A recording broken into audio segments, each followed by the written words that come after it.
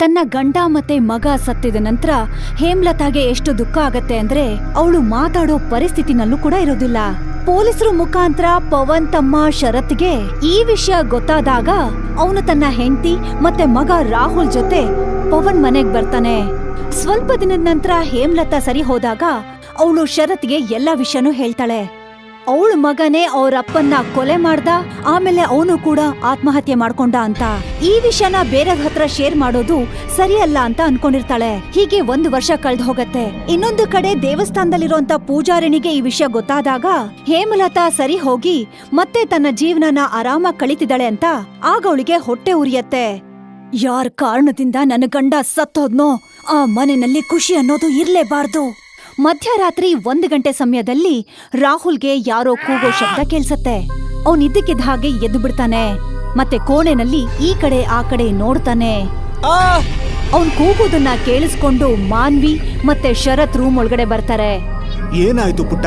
ಅಷ್ಟೊತ್ತಿಗೆ ಅವನ್ behaviour change ಆಗೋಗಿರತ್ತೆ. ಅವನು ಶಾಂತವಾಗಿ ನಿಂತಿರ್ತಾನೆ. ಏನು ಇಲ್ಲ. ಅಷ್ಟನ್ನ ಹೇಳಿ ಅವನು ಮತ್ತೆ ಬೆಡ್ ಮೇಲೆ ಹೋಗಿ ಮಲಗ್ಬಿಡ್ತಾನೆ. ಅವನ್ ಪೇರೆಂಟ್ಸ್ಗೆ ಈ ವಿಷಯ ವಿಚಿತ್ರ ಏನೋ ಅನ್ಸತ್ತೆ. ಆದ್ರೆ ಅವ್ರು ಏನೂ ಹೇಳೋದಿಲ್ಲ. ಒಬ್ರಿಗೊಬ್ರು ನೋಡ್ಕೋತಾರೆ ಮತ್ ವಾಪಸ್ ಅವ್ರ ರೂಮಿಗೆ ಹೊರಟೋಗ್ತಾರೆ. ಇದೇನ್ ಅಡ್ಗೆ ಅಂತ ಮಾಡಿದೀರಾ? ಚೆನ್ನಾಗೇನಾದ್ರೂ ಮಾಡಬಾರ್ದಾ? ಪುಟ್ಟ, ನಿನ್ ದಿನಾನು ಇದೇ ನಾಷ್ಟಾನೇ ಮಾಡೋದು. ಇವತ್ತೇನಾಯ್ತು? ನನ್ಗೆ ಚಿಕನ್ ಬೇಕು. ಇದನ್ನ ಕೇಳಿ ಎಲ್ರಿಗೂ ಆಶ್ಚರ್ಯ ಆಗತ್ತೆ. ಇವಾಗ ಇದನ್ನೇ ತಿನ್ನಪ್ಪ, ಮಧ್ಯಾಹ್ನ ನಿನ್ಗೆ ಚಿಕನ್ ಮಾಡ್ಕೊಡ್ತೀನಿ. ರಾಹುಲ್ ಕೋಪದಲ್ಲಿ ಮಾನ್ವಿ ಕಡೆ ನೋಡ್ತಾನೆ. ನನಗ್ ಬೇಕಾಗಿಲ್ಲ ಈ ತಿಂಡಿ. ಅವನು ಪ್ಲೇಟ್ ಅನ್ನ ನೆಲದ ಮೇಲೆ ಎಸ್ತು ಅಲ್ಲಿಂದ ಹೊರಟೋಗ್ತಾನೆ. ಇಡೀ ಕುಟುಂಬ ಅವನ ಈ ಬಿಹೇವಿಯರ್ ನ ನೋಡಿ ಯೋಚನೆಲ್ ಮುಳುಗ್ತಾರೆ.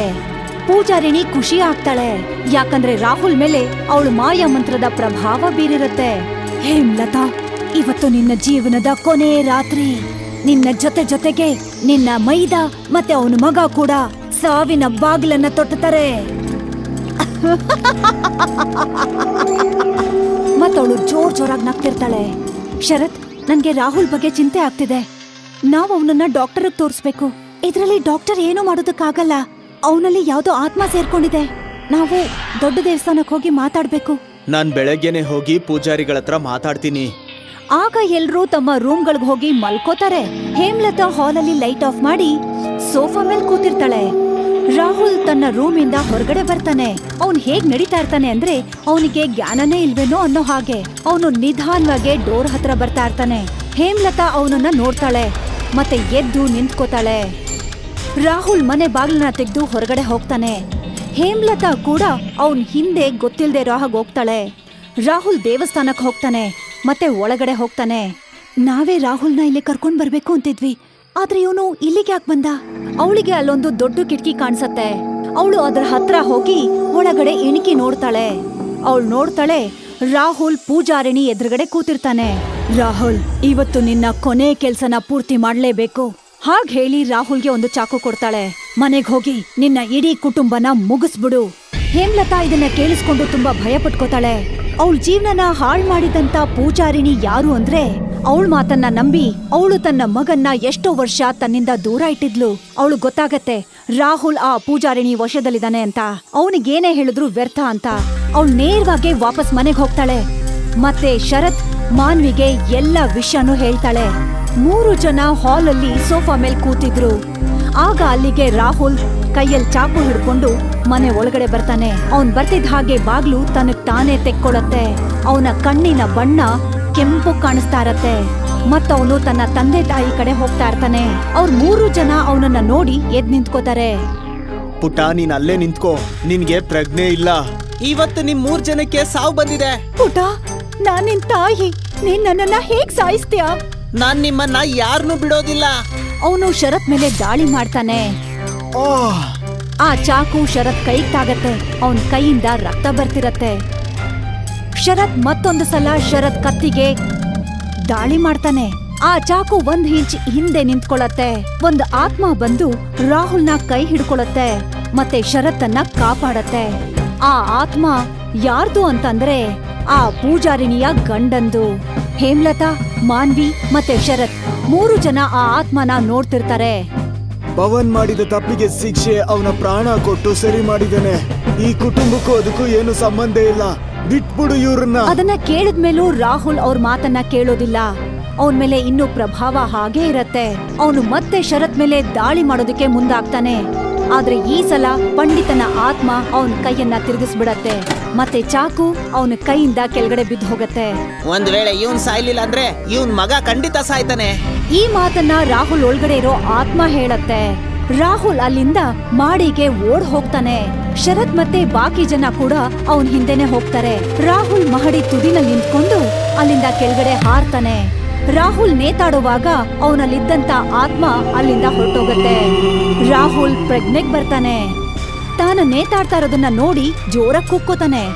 ಮತ್ತೆ ತನ್ನ ತಂದೆ ಹತ್ರ ಕಾಪಾಡು ಅಂತ ಕೂಗ್ಕೋತಾನೆ. ಅಪ್ಪ ನನ್ನ ಕಾಪಾಡಿ. ಶರತ್ ತುಂಬಾನೇ ಪ್ರಯತ್ನ ಪಡ್ತಾನೆ ರಾಹುಲ್ನ ಮೇಲೆ ಎಳ್ಕೊಳ್ಳೋದಿಕ್ಕೆ. ಆದ್ರೆ ಅವನ್ ಕೈ ಜಾರ್ ಹೋಗತ್ತೆ. ಮತ್ತೆ ರಾಹುಲ್ ಕೆಳಗಡೆ ಬಿದ್ದು ಹೋಗ್ತಾನೆ. ಪಂಡಿತ್ನ ಆತ್ಮ ಅವನ್ಗಿಂತ ಮುಂಚೆ ಕೆಳಗಡೆ ಬಂದಿರತ್ತೆ. ರಾಹುಲ್ ಮೇಲೆಯಿಂದ ಕೆಳಗಡೆ ಬೀಳೋದಕ್ ಮುಂಚೆನೆ ಅವನು ಪ್ರಾಣನ ಕಾಪಾಡತ್ತೆ. ಇಡೀ ಕುಟುಂಬ ಕೆಳಗಡೆ ಬರತ್ತೆ. ಪಂಡಿತ್ನ ಆತ್ಮ ಅಲ್ಲೇ ತನ್ನ ಮಂತ್ರಶಕ್ತಿಯಿಂದ ಕಟ್ಟ ಹಾಕ್ತಾನೆ. ಪೂಜಾರಿಣಿ ದೇವಸ್ಥಾನದಲ್ಲಿ ಕೂತ್ಕೊಂಡೆ ಎಲ್ಲ ನೋಡ್ತಿರ್ತಾಳೆ. ನೀವಿದೇನ್ ಮಾಡ್ತಾ ಇದ್ದೀರಾ ಸ್ವಾಮಿ? ಯಾವ ಮನುಷ್ಯನಿಂದ ನಿಮ್ಮ ಪ್ರಾಣ ಹೋಯ್ತು? ಆ ಕುಟುಂಬನ ನೀವು ಕಾಪಾಡ್ತಾ ಇದ್ದೀರಾ. ಅವ್ರು ಬದುಕೋದಿಕ್ಕೆ ಅಧಿಕಾರನೇ ಇಲ್ಲ. ಅವಳ ಮಾತು ಎಲ್ರಿಗೂ ಕೇಳಿಸ್ತಾ ಇರತ್ತೆ. ಪವನ್ ಮಾಡಿರೋ ತಪ್ಪಿಗೆ ಅವನ ಪೂರ್ತಿ ಕುಟುಂಬಕ್ಕೆ ಶಿಕ್ಷೆ ಕೊಡೋದು ಸರಿಯಲ್ಲ. ನಾನು ನನ್ನ ಶಕ್ತಿನ ವಾಪಸ್ ತಗೋತಾ ಇದ್ದೀನಿ. ನೀನ್ ಮರ್ತೋದಾ? ನೀನೊಬ್ಳು ಪೂಜಾರಿಣಿ. ಮತ್ತೆ ಒಂದು ಪೂಜಾರಿಣಿ ಯಾವತ್ತೂ ಕೆಟ್ಟ ಶಕ್ತಿಯ ಉಪಯೋಗ ಮಾಡೋದಿಲ್ಲ. ನಮ್ಮ ಧರ್ಮ ಬೇರೆಯವರ ಜೀವನ ಹಾಳು ಮಾಡೋದಲ್ಲ. ಅವರ ಒಳ್ಳೇದಕ್ಕೋಸ್ಕರ ನಾವು ಪೂಜೆ ಮಾಡ್ಬೇಕು. ಅದನ್ನ ಕೇಳಿ ಪೂಜಾರಿಣಿಗೆ ತನ್ನ ತಪ್ಪಿನ ಅರಿವಾಗತ್ತೆ. ನನ್ನ ಕ್ಷಮಿಸ್ಬಿಡಿ ಸ್ವಾಮಿ, ನನ್ನಿಂದ ತುಂಬಾ ದೊಡ್ಡ ತಪ್ಪಾಗೋಗಿದೆ. ಹಾಗ್ ಹೇಳಿ ಪೂಜಾರಿಣಿ ಮಂತ್ರ ಹೇಳ್ತಾಳೆ. ಮತ್ತೆ ಅಲ್ಲಿದ್ದಂತ ಕೆಟ್ಟ ಆತ್ಮ ಅಲ್ಲಿಂದ ಹೊರಟೋಗತ್ತೆ. ಇವತ್ತಿಂದ ನೀವು ಹೆದರ್ಕೊಳ್ಳೋ ಅವಶ್ಯಕತೆ ಇಲ್ಲ. ಇವತ್ತಿಂದ ಕೆಟ್ಟ ಶಕ್ತಿಯ ಪ್ರಭಾವ ನಿಮ್ಮ ಕುಟುಂಬದಿಂದ ಶಾಶ್ವತವಾಗಿ ಹೋಗುತ್ತೆ. ಹಾಗ್ ಹೇಳಿ ಪಂಡಿತನ ಆತ್ಮ ಕೂಡ ಅಲ್ಲಿಂದ ಮಾಯ ಆಗ್ ಹೋಗತ್ತೆ. ಶರತ್ ಮತ್ತೆ ಮಾನ್ವಿ ರಾಹುಲ್ನ ಗಟ್ಟಿಯಾಗಿ ಅಪ್ಕೋತಾರೆ. ತನ್ನ ಗಂಡ ಮತ್ತೆ ಮಗ ಸತ್ತಿದ ನಂತರ ಹೇಮ್ಲತಾಗೆ ಎಷ್ಟು ದುಃಖ ಆಗತ್ತೆ ಅಂದ್ರೆ ಅವಳು ಮಾತಾಡೋ ಪರಿಸ್ಥಿತಿನಲ್ಲೂ ಕೂಡ ಇರೋದಿಲ್ಲ. ಪೊಲೀಸರು ಮುಖಾಂತರ ಪವನ್ ತಮ್ಮ ಶರತ್ಗೆ ಈ ವಿಷಯ ಗೊತ್ತಾದಾಗ ಅವನು ತನ್ನ ಹೆಂಡತಿ ಮತ್ತೆ ಮಗ ರಾಹುಲ್ ಜೊತೆ ಪವನ್ ಮನೆಗ್ ಬರ್ತಾನೆ. ಸ್ವಲ್ಪ ದಿನದ ನಂತರ ಹೇಮ್ಲತಾ ಸರಿ ಹೋದಾಗ ಅವಳು ಶರತ್ಗೆ ಎಲ್ಲಾ ವಿಷಯನೂ ಹೇಳ್ತಾಳೆ. ಅವಳ ಮಗನೇ ಅವರಪ್ಪನ್ನ ಕೊಲೆ ಮಾಡ್ದ, ಆಮೇಲೆ ಅವನು ಕೂಡ ಆತ್ಮಹತ್ಯೆ ಮಾಡ್ಕೊಂಡ ಅಂತ. ಈ ವಿಷಯನ ಬೇರೆ ಹತ್ರ ಶೇರ್ ಮಾಡೋದು ಸರಿಯಲ್ಲ ಅಂತ ಅನ್ಕೊಂಡಿರ್ತಾಳೆ. ಹೀಗೆ 1 ವರ್ಷ ಕಳ್ದ್ ಹೋಗತ್ತೆ. ಇನ್ನೊಂದು ಕಡೆ ದೇವಸ್ಥಾನದಲ್ಲಿರುವಂತ ಪೂಜಾರಿಣಿಗೆ ಈ ವಿಷಯ ಗೊತ್ತಾದಾಗ ಹೇಮಲತಾ ಸರಿ ಹೋಗಿ ಮತ್ತೆ ತನ್ನ ಜೀವನನ ಆರಾಮಾಗಿ ಕಳಿತಿದ್ದಾಳೆ ಅಂತ ಆಗ ಅವಳಿಗೆ ಹೊಟ್ಟೆ ಉರಿಯತ್ತೆ. ಯಾರ್ ಕಾರಣದಿಂದ ನನ್ನ ಗಂಡ ಸತ್ತೋದ್ನೋ ಆ ಮನೆಯಲ್ಲಿ ಖುಷಿ ಅನ್ನೋದು ಇರ್ಲೇಬಾರ್ದು. ಮಧ್ಯರಾತ್ರಿ 1 ಗಂಟೆ ಸಮಯದಲ್ಲಿ ರಾಹುಲ್ಗೆ ಯಾರೋ ಕೂಗೋ ಶಬ್ದ ಕೇಳ್ಸತ್ತೆ. ಅವನಿದ್ದಕ್ಕಿದ್ದ ಹಾಗೆ ಎದ್ದು ಬಿಡ್ತಾನೆ. ಮತ್ತೆ ಕೋಣೆನಲ್ಲಿ ಈ ಕಡೆ ಆ ಕಡೆ ನೋಡ್ತಾನೆ. ಅವನ್ ಕೂಗೋದನ್ನ ಕೇಳಿಸ್ಕೊಂಡು ಮಾನ್ವಿ ಮತ್ತೆ ಶರತ್ ರೂಮ್ ಒಳಗಡೆ ಬರ್ತಾರೆ. ಏನಾಯ್ತು ಪುಟ್ಟ? ಅಷ್ಟೊತ್ತಿಗೆ ಅವನ್ ಬಿಹೇವಿಯರ್ ಚೇಂಜ್ ಆಗೋಗಿರತ್ತೆ. ಅವನು ಶಾಂತವಾಗಿ ನಿಂತಿರ್ತಾನೆ. ಏನು ಇಲ್ಲ. ಅಷ್ಟನ್ನ ಹೇಳಿ ಅವನು ಮತ್ತೆ ಬೆಡ್ ಮೇಲೆ ಹೋಗಿ ಮಲಗ್ಬಿಡ್ತಾನೆ. ಅವನ್ ಪೇರೆಂಟ್ಸ್ಗೆ ಈ ವಿಷಯ ವಿಚಿತ್ರ ಏನೋ ಅನ್ಸತ್ತೆ. ಆದ್ರೆ ಅವ್ರು ಏನೂ ಹೇಳೋದಿಲ್ಲ. ಒಬ್ರಿಗೊಬ್ರು ನೋಡ್ಕೋತಾರೆ ಮತ್ ವಾಪಸ್ ಅವ್ರ ರೂಮಿಗೆ ಹೊರಟೋಗ್ತಾರೆ. ಇದೇನ್ ಅಡ್ಗೆ ಅಂತ ಮಾಡಿದೀರಾ? ಚೆನ್ನಾಗಿ ಏನಾದ್ರೂ ಮಾಡಬಾರ್ದಾ? ಪುಟ್ಟ, ನಿನ್ ದಿನಾನು ಇದೇ ನಾಷ್ಟಾನೇ ಮಾಡೋದು. ಇವತ್ತೇನಾಯ್ತು? ನನ್ಗೆ ಚಿಕನ್ ಬೇಕು. ಇದನ್ನ ಕೇಳಿ ಎಲ್ರಿಗೂ ಆಶ್ಚರ್ಯ ಆಗತ್ತೆ. ಇವಾಗ ಇದನ್ನೇ ತಿನ್ನಪ್ಪ, ಮಧ್ಯಾಹ್ನ ನಿನ್ಗೆ ಚಿಕನ್ ಮಾಡ್ಕೊಡ್ತೀನಿ. ರಾಹುಲ್ ಕೋಪದಲ್ಲಿ ಮಾನ್ವಿ ಕಡೆ ನೋಡ್ತಾನೆ. ನನಗ್ ಬೇಕಾಗಿಲ್ಲ ಈ ತಿಂಡಿ. ಅವನು ಪ್ಲೇಟ್ ಅನ್ನ ನೆಲದ ಮೇಲೆ ಎಸ್ತು ಅಲ್ಲಿಂದ ಹೊರಟೋಗ್ತಾನೆ. ಇಡೀ ಕುಟುಂಬ ಅವನ ಈ ಬಿಹೇವಿಯರ್ ನ ನೋಡಿ ಯೋಚನೆಲ್ ಮುಳುಗ್ತಾರೆ. ಪೂಜಾರಿಣಿ ಖುಷಿ ಆಗ್ತಾಳೆ, ಯಾಕಂದ್ರೆ ರಾಹುಲ್ ಮೇಲೆ ಅವಳು ಮಾಯಾ ಮಂತ್ರದ ಪ್ರಭಾವ ಬೀರಿರತ್ತೆ. ಹೇಮ್ಲತಾ, ಇವತ್ತು ನಿನ್ನ ಜೀವನದ ಕೊನೆ ರಾತ್ರಿ. ನಿನ್ನ ಜೊತೆಗೆ ನಿನ್ನ ಮೈದ ಮತ್ತೆ ಅವನ ಮಗ ಕೂಡ ಸಾವಿನ ಬಾಗಿಲನ್ನ ತೊಟ್ಟುತ್ತಾರೆ. ಮತ್ತವಳು ಜೋರಾಗಿ ನಗ್ತಿರ್ತಾಳೆ. ಶರತ್, ನನ್ಗೆ ರಾಹುಲ್ ಬಗ್ಗೆ ಚಿಂತೆ ಆಗ್ತಿದೆ. ನಾವ್ ಅವನನ್ನ ಡಾಕ್ಟರ್ಗೆ ತೋರಿಸ್ಬೇಕು. ಇದ್ರಲ್ಲಿ ಡಾಕ್ಟರ್ ಏನೂ ಮಾಡೋದಕ್ಕಾಗಲ್ಲ. ಅವನಲ್ಲಿ ಯಾವ್ದೋ ಆತ್ಮ ಸೇರ್ಕೊಂಡಿದೆ. ನಾವು ದೊಡ್ಡ ದೇವಸ್ಥಾನಕ್ಕೆ ಹೋಗಿ ಮಾತಾಡ್ಬೇಕು. ನಾನ್ ಬೆಳಗ್ಗೆನೆ ಹೋಗಿ ಪೂಜಾರಿಗಳ ಹತ್ರ ಮಾತಾಡ್ತೀನಿ. ಆಗ ಎಲ್ರೂ ತಮ್ಮ ರೂಮ್ಗಳಿಗೆ ಹೋಗಿ ಮಲ್ಕೋತಾರೆ. ಹೇಮ್ಲತಾ ಹಾಲಲ್ಲಿ ಲೈಟ್ ಆಫ್ ಮಾಡಿ ಸೋಫಾ ಮೇಲೆ ಕೂತಿರ್ತಾಳೆ.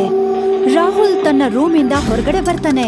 ಅವನ್ ಹೇಗ್ ನಡೀತಾ ಇರ್ತಾನೆ ಅಂದ್ರೆ ಅವನಿಗೆ ಜ್ಞಾನನೇ ಇಲ್ವೇನೋ ಅನ್ನೋ ಹಾಗೆ. ಅವನು ನಿಧಾನವಾಗಿ ಡೋರ್ ಹತ್ರ ಬರ್ತಾ ಇರ್ತಾನೆ. ಹೇಮಲತಾ ಅವನನ್ನ ನೋಡ್ತಾಳೆ ಮತ್ತೆ ಎದ್ದು ನಿಂತ್ಕೋತಾಳೆ. ರಾಹುಲ್ ಮನೆ ಬಾಗಿಲನ್ನ ತೆಗೆದು ಹೊರಗಡೆ ಹೋಗ್ತಾನೆ. ಹೇಮಲತಾ ಕೂಡ ಅವನ್ ಹಿಂದೆ ಗೊತ್ತಿಲ್ದೇ ಇರೋ ಹಾಗೆ ಹೋಗ್ತಾಳೆ. ರಾಹುಲ್ ದೇವಸ್ಥಾನಕ್ಕೆ ಹೋಗ್ತಾನೆ ಮತ್ತೆ ಒಳಗಡೆ ಹೋಗ್ತಾನೆ. ನಾವೇ ರಾಹುಲ್ನ ಇಲ್ಲಿ ಕರ್ಕೊಂಡ್ ಬರ್ಬೇಕು ಅಂತಿದ್ವಿ, ಆದ್ರೆ ಇವನು ಇಲ್ಲಿಗೆ ಯಾಕೆ ಬಂದ? ಅವಳಿಗೆ ಅಲ್ಲೊಂದು ದೊಡ್ಡ ಕಿಟಕಿ ಕಾಣಿಸತ್ತೆ. ಅವಳು ಅದರ ಹತ್ರ ಹೋಗಿ ಒಳಗಡೆ ಇಣುಕಿ ನೋಡ್ತಾಳೆ. ಅವಳು ನೋಡ್ತಾಳೆ ರಾಹುಲ್ ಪೂಜಾರಿಣಿ ಎದುರುಗಡೆ ಕೂತಿರ್ತಾನೆ. ರಾಹುಲ್, ಇವತ್ತು ನಿನ್ನ ಕೊನೆ ಕೆಲ್ಸನ ಪೂರ್ತಿ ಮಾಡ್ಲೇಬೇಕು. ಹಾಗ್ ಹೇಳಿ ರಾಹುಲ್ಗೆ ಒಂದು ಚಾಕು ಕೊಡ್ತಾಳೆ. ಮನೆಗ್ ಹೋಗಿ ನಿನ್ನ ಇಡೀ ಕುಟುಂಬನ ಮುಗಿಸ್ಬಿಡು. ಹೇಮಲತಾ ಇದನ್ನ ಕೇಳಿಸ್ಕೊಂಡು ತುಂಬಾ ಭಯ ಪಟ್ಕೋತಾಳೆ. ಅವಳ ಜೀವನನ ಹಾಳ್ ಮಾಡಿದಂತ ಪೂಜಾರಿಣಿ ಯಾರು ಅಂದ್ರೆ ಅವಳ ಮಾತನ್ನ ನಂಬಿ ಅವಳು ತನ್ನ ಮಗನ್ನ ಎಷ್ಟೋ ವರ್ಷ ತನ್ನಿಂದ ದೂರ ಇಟ್ಟಿದ್ಲು. ಅವಳು ಗೊತ್ತಾಗತ್ತೆ ರಾಹುಲ್ ಆ ಪೂಜಾರಿಣಿ ವಶದಲ್ಲಿದ್ದಾನೆ ಅಂತ. ಅವನಿಗೇನೇ ಹೇಳಿದ್ರು ವ್ಯರ್ಥ ಅಂತ. ಅವಳು ನೇರವಾಗಿ ವಾಪಸ್ ಮನೆಗ್ ಹೋಗ್ತಾಳೆ. ಮತ್ತೆ ಶರತ್ ಮಾನ್ವಿಗೆ ಎಲ್ಲ ವಿಷಯನೂ ಹೇಳ್ತಾಳೆ. 3 ಜನ ಹಾಲ್ ಅಲ್ಲಿ ಸೋಫಾ ಮೇಲ್ ಕೂತಿದ್ರು. ಆಗ ಅಲ್ಲಿಗೆ ರಾಹುಲ್ ಕೈಯಲ್ಲಿ ಚಾಕು ಹಿಡ್ಕೊಂಡು ಮನೆ ಒಳಗಡೆ ಬರ್ತಾನೆ. ಅವನ್ ಬರ್ತಿದ್ದ ಹಾಗೆ ಬಾಗ್ಲು ತನಗ್ ತಾನೇ ತೆಕ್ಕೊಳತ್ತೆ. ಅವನ ಕಣ್ಣಿನ ಬಣ್ಣ ಕೆಂಪು ಕಾಣಿಸ್ತಾ ಇರತ್ತೆ. ಮತ್ತವನು ತನ್ನ ತಂದೆ ತಾಯಿ ಕಡೆ ಹೋಗ್ತಾ ಇರ್ತಾನೆ. ಅವ್ರ 3 ಜನ ಅವನನ್ನ ನೋಡಿ ಎದ್ ನಿಂತ್ಕೋತಾರೆ. ಪುಟ್ಟ, ನೀನ್ ಅಲ್ಲೇ ನಿಂತ್ಕೋ, ನಿನ್ಗೆ ಪ್ರಜ್ಞೆ ಇಲ್ಲ. ಇವತ್ತು ನಿಮ್ 3 ಜನಕ್ಕೆ ಸಾವು ಬಂದಿದೆ. ಪುಟ, ನಾನ್ ನಿನ್ ತಾಯಿ, ನೀನ್ ನನ್ನನ್ನ ಹೇಗ್ ಸಾಯಿಸ್ತೀಯ? ನಾನ್ ನಿಮ್ಮನ್ನ ಯಾರನ್ನೂ ಬಿಡೋದಿಲ್ಲ. ಅವನು ಶರತ್ ಮೇಲೆ ದಾಳಿ ಮಾಡ್ತಾನೆ. ಆಹ್! ಆ ಚಾಕು ಶರತ್ ಕೈಗ್ ತಾಗತ್ತೆ. ಅವನ್ ಕೈಯಿಂದ ರಕ್ತ ಬರ್ತಿರತ್ತೆ. ಶರತ್ ಮತ್ತೊಂದು ಸಲ ಶರತ್ ಕತ್ತಿಗೆ ದಾಳಿ ಮಾಡ್ತಾನೆ. ಆ ಚಾಕು 1 ಇಂಚ್ ಹಿಂದೆ ನಿಂತ್ಕೊಳ್ಳತ್ತೆ. ಒಂದು ಆತ್ಮ ಬಂದು ರಾಹುಲ್ನ ಕೈ ಹಿಡ್ಕೊಳತ್ತೆ ಮತ್ತೆ ಶರತ್ತನ್ನ ಕಾಪಾಡತ್ತೆ. ಆ ಆತ್ಮ ಯಾರ್ದು ಅಂತಂದ್ರೆ ಆ ಪೂಜಾರಿಣಿಯ ಗಂಡಂದು. ಹೇಮಲತಾ, ಮಾನ್ವಿ ಮತ್ತೆ ಶರತ್ 3 ಜನ ಆ ಆತ್ಮನ ನೋಡ್ತಿರ್ತಾರೆ. ಪವನ್ ಮಾಡಿದ ತಪ್ಪಿಗೆ ಶಿಕ್ಷೆ ಅವನ ಪ್ರಾಣ ಕೊಟ್ಟು ಸರಿ ಮಾಡಿದ್ದಾನೆ. ಈ ಕುಟುಂಬಕ್ಕೂ ಅದಕ್ಕೂ ಏನು ಸಂಬಂಧ ಇಲ್ಲ, ಬಿಟ್ಬಿಡು ಇವ್ರನ್ನ. ಅದನ್ನ ಕೇಳಿದ್ಮೇಲೂ ರಾಹುಲ್ ಅವ್ರ ಮಾತನ್ನ ಕೇಳೋದಿಲ್ಲ. ಅವನ್ ಮೇಲೆ ಇನ್ನೂ ಪ್ರಭಾವ ಹಾಗೇ ಇರತ್ತೆ. ಅವನು ಮತ್ತೆ ಶರತ್ ಮೇಲೆ ದಾಳಿ ಮಾಡೋದಕ್ಕೆ ಮುಂದಾಗ್ತಾನೆ. ಆದ್ರೆ ಈ ಸಲ ಪಂಡಿತನ ಆತ್ಮ ಅವನ್ ಕೈಯನ್ನ ತಿರುಗಿಸ್ಬಿಡತ್ತೆ ಮತ್ತೆ ಚಾಕು ಅವನ ಕೈಯಿಂದ ಕೆಳಗಡೆ ಬಿದ್ದು ಹೋಗತ್ತೆ. ಒಂದ್ ವೇಳೆ ಇವನ್ ಸಾಯ್ಲಿಲ್ಲ ಅಂದ್ರೆ ಇವನ್ ಮಗ ಖಂಡಿತ ಸಾಯ್ತಾನೆ. ಈ ಮಾತನ್ನ ರಾಹುಲ್ ಒಳಗಡೆ ಇರೋ ಆತ್ಮ ಹೇಳತ್ತೆ. ರಾಹುಲ್ ಅಲ್ಲಿಂದ ಮಾಡಿಗೆ ಓಡ್ ಹೋಗ್ತಾನೆ. ಶರತ್ ಮತ್ತೆ ಬಾಕಿ ಜನ ಕೂಡ ಅವನ್ ಹಿಂದೆನೆ ಹೋಗ್ತಾರೆ. ರಾಹುಲ್ ಮಹಡಿ ತುದಿನಲ್ಲಿ ನಿಂತ್ಕೊಂಡು ಅಲ್ಲಿಂದ ಕೆಳಗಡೆ ಹಾರ್ತಾನೆ. ರಾಹುಲ್ ನೇತಾಡುವಾಗ ಅವನಲ್ಲಿದ್ದಂತ ಆತ್ಮ ಅಲ್ಲಿಂದ ಹೊರಟೋಗತ್ತೆ. ರಾಹುಲ್ ಪ್ರಜ್ಞೆಗ್ ಬರ್ತಾನೆ. ತಾನು ನೇತಾಡ್ತಾ ಇರೋದನ್ನ ನೋಡಿ ಜೋರಾಗಿ ಕೂಗ್ಕೋತಾನೆ ಮತ್ತೆ ತನ್ನ ತಂದೆ ಹತ್ರ ಕಾಪಾಡು ಅಂತ ಕೂಗ್ಕೋತಾನೆ. ಅಪ್ಪ, ನನ್ನ ಕಾಪಾಡಿ. ಶರತ್ ತುಂಬಾನೇ ಪ್ರಯತ್ನ ಪಡ್ತಾನೆ ರಾಹುಲ್ನ ಮೇಲೆ ಎಳ್ಕೊಳ್ಳೋದಿಕ್ಕೆ. ಆದ್ರೆ ಅವನ್ ಕೈ ಜಾರ್ ಹೋಗತ್ತೆ ಮತ್ತೆ ರಾಹುಲ್ ಕೆಳಗಡೆ ಬಿದ್ದು ಹೋಗ್ತಾನೆ. ಪಂಡಿತ್ನ ಆತ್ಮ ಅವನ್ಗಿಂತ ಮುಂಚೆ ಕೆಳಗಡೆ ಬಂದಿರತ್ತೆ. ರಾಹುಲ್ ಮೇಲೆಯಿಂದ ಕೆಳಗಡೆ ಬೀಳೋದಕ್ ಮುಂಚೆನೆ ಅವನು ಪ್ರಾಣನ ಕಾಪಾಡತ್ತೆ. ಇಡೀ ಕುಟುಂಬ ಕೆಳಗಡೆ ಬರತ್ತೆ. ಪಂಡಿತ್ನ ಆತ್ಮ ಅಲ್ಲೇ ತನ್ನ ಮಂತ್ರಶಕ್ತಿಯಿಂದ ಕಟ್ಟ ಹಾಕ್ತಾನೆ. ಪೂಜಾರಿಣಿ ದೇವಸ್ಥಾನದಲ್ಲಿ ಕೂತ್ಕೊಂಡೆ ಎಲ್ಲ ನೋಡ್ತಿರ್ತಾಳೆ. ನೀವಿದೇನ್ ಮಾಡ್ತಾ ಇದ್ದೀರಾ ಸ್ವಾಮಿ? ಯಾವ ಮನುಷ್ಯನಿಂದ ನಿಮ್ಮ ಪ್ರಾಣ ಹೋಯ್ತು? ಆ ಕುಟುಂಬನ ನೀವು ಕಾಪಾಡ್ತಾ ಇದ್ದೀರಾ? ಅವ್ರು ಬದುಕೋದಿಕ್ಕೆ ಅಧಿಕಾರನೇ ಇಲ್ಲ. ಅವಳ ಮಾತು ಎಲ್ರಿಗೂ ಕೇಳಿಸ್ತಾ ಇರತ್ತೆ. ಪವನ್ ಮಾಡಿರೋ ತಪ್ಪಿಗೆ ಅವನ ಪೂರ್ತಿ ಕುಟುಂಬಕ್ಕೆ ಶಿಕ್ಷೆ ಕೊಡೋದು ಸರಿಯಲ್ಲ. ನಾನು ನನ್ನ ಶಕ್ತಿನ ವಾಪಸ್ ತಗೋತಾ ಇದ್ದೀನಿ. ನೀನ್ ಮರ್ತೋದ? ನೀನೊಬ್ಳು ಪೂಜಾರಿಣಿ. ಮತ್ತೆ ಒಂದು ಪೂಜಾರಿಣಿ ಯಾವತ್ತೂ ಕೆಟ್ಟ ಶಕ್ತಿಯ ಉಪಯೋಗ ಮಾಡೋದಿಲ್ಲ. ನಮ್ಮ ಧರ್ಮ ಬೇರೆಯವರ ಜೀವನ ಹಾಳು ಮಾಡೋದಲ್ಲ. ಅವರ ಒಳ್ಳೇದಕ್ಕೋಸ್ಕರ ನಾವು ಪೂಜೆ ಮಾಡ್ಬೇಕು. ಅದನ್ನ ಕೇಳಿ ಪೂಜಾರಿಣಿಗೆ ತನ್ನ ತಪ್ಪಿನ ಅರಿವಾಗತ್ತೆ. ನನ್ನ ಕ್ಷಮಿಸ್ಬಿಡಿ ಸ್ವಾಮಿ, ನನ್ನಿಂದ ತುಂಬಾ ದೊಡ್ಡ ತಪ್ಪಾಗೋಗಿದೆ. ಹಾಗ್ ಹೇಳಿ ಪೂಜಾರಿಣಿ ಮಂತ್ರ ಹೇಳ್ತಾಳೆ ಮತ್ತೆ ಅಲ್ಲಿದ್ದಂತ ಕೆಟ್ಟ ಆತ್ಮ ಅಲ್ಲಿಂದ ಹೊರಟೋಗತ್ತೆ. ಇವತ್ತಿಂದ ನೀವು ಹೆದರ್ಕೊಳ್ಳೋ ಅವಶ್ಯಕತೆ ಇಲ್ಲ. ಇವತ್ತಿಂದ ಕೆಟ್ಟ ಶಕ್ತಿಯ ಪ್ರಭಾವ ನಿಮ್ಮ ಕುಟುಂಬದಿಂದ ಶಾಶ್ವತವಾಗಿ ಹೋಗುತ್ತೆ. ಹಾಗ್ ಹೇಳಿ ಪಂಡಿತನ ಆತ್ಮ ಕೂಡ ಅಲ್ಲಿಂದ ಮಾಯ ಆಗ್ ಹೋಗತ್ತೆ. ಶರತ್ ಮತ್ತೆ ಮಾನ್ವಿ ರಾಹುಲ್ನ ಗಟ್ಟಿಯಾಗಿ ಅಪ್ಕೋತಾರೆ.